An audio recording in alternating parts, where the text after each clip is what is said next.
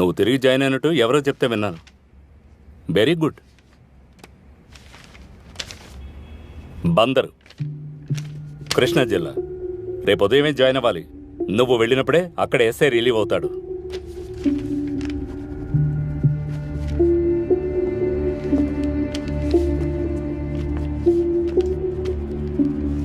నువ్వు ఇవాళ బయలుదేరు. చాలా దూరం వెళ్ళాలి కదా. ఇక్కడ డ్యూటీ చేయలేనంత దూరం. ఇక్కడ వర్క్ చూసుకోవడానికి మనుషులు ఉన్నారు. ఆ పిల్లని ఎక్కడి నుంచి తీసుకొచ్చావో అక్కడే వదిలేసి వెళ్ళు. డిపార్ట్మెంట్కి కొన్ని రూల్స్ ఎథిక్స్ ఉన్నాయి. And one more thing, Madhu పెళ్లికి నువ్వేం రానక్కర్లేదు. ఎవరు పిలిచినా రావద్దు.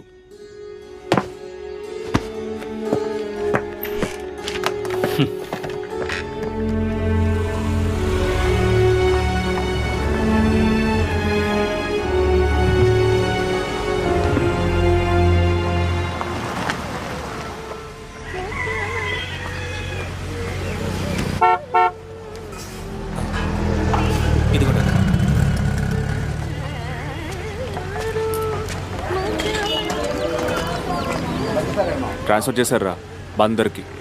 ఏంటి సార్ వచ్చి రాగానే?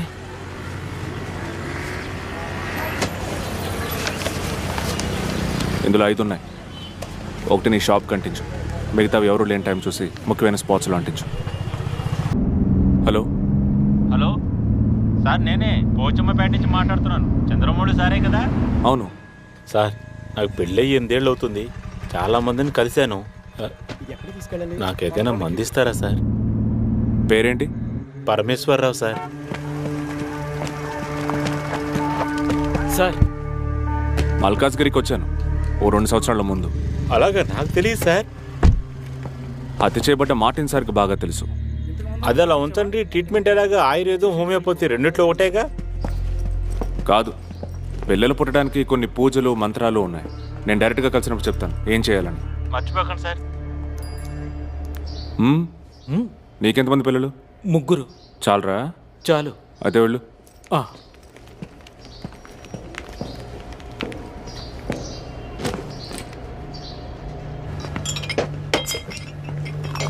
రెండు 3 చోట్ల అంటించున్నారు. మొదటిది సింహాద్రి హోటల్ దగ్గర. మన వాళ్ళు వెళ్ళి విచారించినప్పుడు ఎవడో ఒకడొచ్చి ఇచ్చి వెళ్ళాడని ఆ కొట్టువాడు చెప్పాడు. అంతకంటే గట్టిగా విచారించడానికి మన దగ్గర ఎటువంటి కారణం లేదుగా. కానీ ఫోన్ నెంబర్ మాత్రం అరవింద్ పేరునే ఉంది. ఆ మహేష్ కూడా పాత ఫైల్ని కెలగడం మొదలుపెట్టాడు. సార్, అరవింద్తో మీరు ఒకసారి మాట్లాడి చూస్తే. ఎందుకు? మాట్లాడాల్సిందంతా మాట్లాడేశాను. లేదు సార్, అతనిది ఊరికే వదిలిపెట్టేలా లేడు. కృష్ణా జిల్లా నుంచి ఏ ఎంక్వైరీకైనా బయటికి రావాల్సిందేగా. కొంచెం డిసిప్లిన్ నేర్పించమని వాడి సుపీరియర్ ఆఫీసర్స్కి చెప్పాను. వాళ్ళు చూసుకుంటారు. అది కాదు సార్, ఈ విషయం బయటికి పొక్కితే మన పద్మనాభం గారి విషయం జ్ఞాపకం ఉంది కదా. మనిషిని మార్చి ఒక సాధారణమైన లాకప్ డెత్ అనే పేరుతో అలా టార్చర్ చేయడం చిన్న విషయమేం కాదు. టోటల్ ఫ్యామిలీయే సూసైడ్ చేసుకుంది. ఆయన మాత్రమే కాదు, ఇటువంటి కేసులో ఇరుక్కున్న వాళ్ళ లైఫ్లన్నీ ట్రాజడీగానే ముగుస్తాయి. అవును సార్, మీడియాకి ఒక చిన్న డౌట్ వచ్చినా ఆ తర్వాత మనం ఏం చేయలేం. నాకు వచ్చే పెన్షన్తో ఎలాగోలా నెట్టుకొస్తున్నాను sir.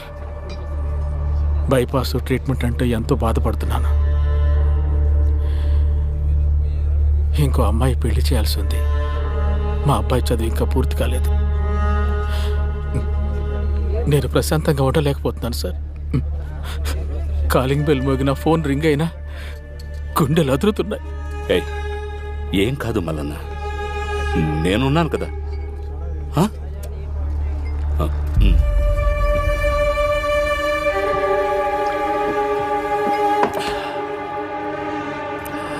Sitaram sir was asking about you. Course discontinue చేస్తావా లేదా అని. I didn't say anything. అక్కడ ఎలా ఉంది క్లైమేట్? మాకెక్కడైనా ఒకే క్లైమేటే ఉంటుంది. ఎక్కువ రోజులు ఎండలు, మధ్యలో ఎప్పుడైనా వర్షం. Getting use to it. Sitaram సార్తో Take your time. I think you need it.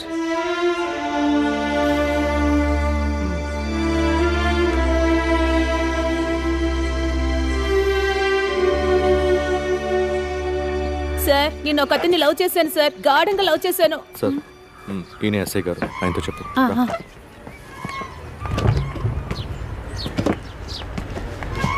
Sir ఇప్పుడే ఇంత చెప్తున్నాను సార్, నేను ఒక అతన్ని ఇష్టపడ్డాను సార్, చాలా చాలా ఇష్టపడ్డాను. ఇదిగో ఇందులో చూడండి, ఆయన పంపించిన మెసేజ్లు ఉన్నాయి. 1200 మెసేజ్లు ఉన్నాయి సార్. ఇది చూడండి sir, I will come till the end of the world with you.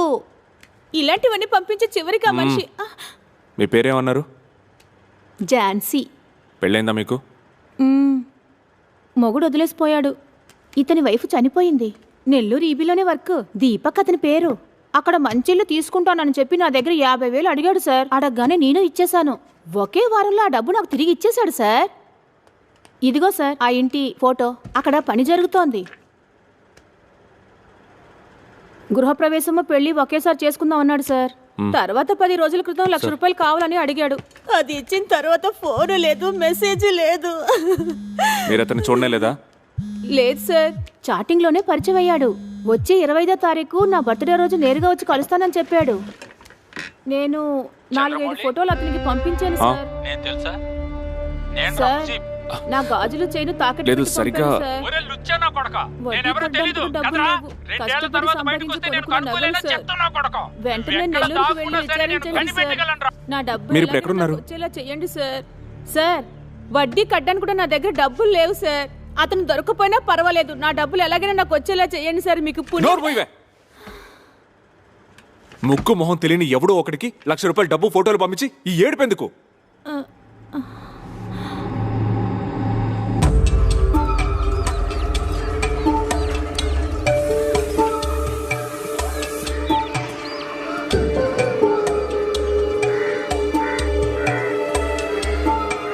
Mujeeb,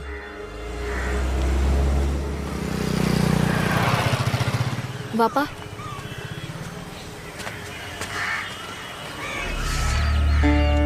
ఇది మహిమగల బంగారం అని అతను చెప్పాడు. 6 మాసాలు ఇంట్లో ఉంచుకుంటే పిల్ల పెళ్ళవుతుందని చెప్పినప్పుడు నేను దాన్ని నమ్మి మోసపోయాను. 2.5 లక్షల డబ్బు తీసుకొని నగలు తెచ్చిస్తానని చెప్పి పారిపోయాడు. వడ్డీకి తెచ్చిచ్చాను సార్. క్యాష్గానే కదా ఇచ్చావు? అవును సార్.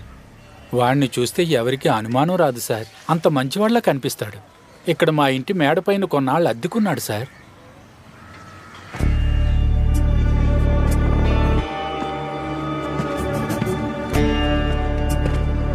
వాడి అడ్రస్ ఏదైనా ఉందా?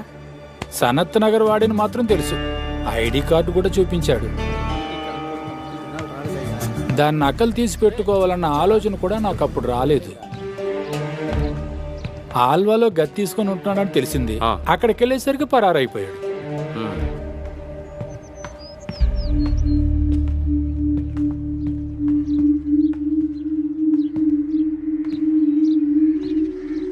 అది చనిపోయిన మార్టినిలే కదా?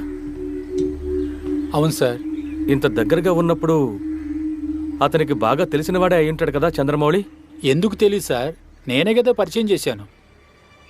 వాళ్లకు పిల్లలెవరూ లేరు, సంతానం కోసం పరిహార పూజలు చేస్తానన్నప్పుడు నేనే మార్టిన్ సార్కి చెప్పాను. ఆ తర్వాత వాళ్ళింట్లో అందుకోసం పూజలు పునస్కారాలు చేస్తూ ఉండేవారు. వాళ్ళ దగ్గర కూడా చాలా డబ్బు లాగేశాడు సార్. వాడు మోసగాడని తెలుసుకునే లోపు ఆ మురళివాణ్ణి చంపేశాడు కదా. శవాల్ని పుడుతున్నప్పుడు వాడు అక్కడే ఉన్నాడు సార్.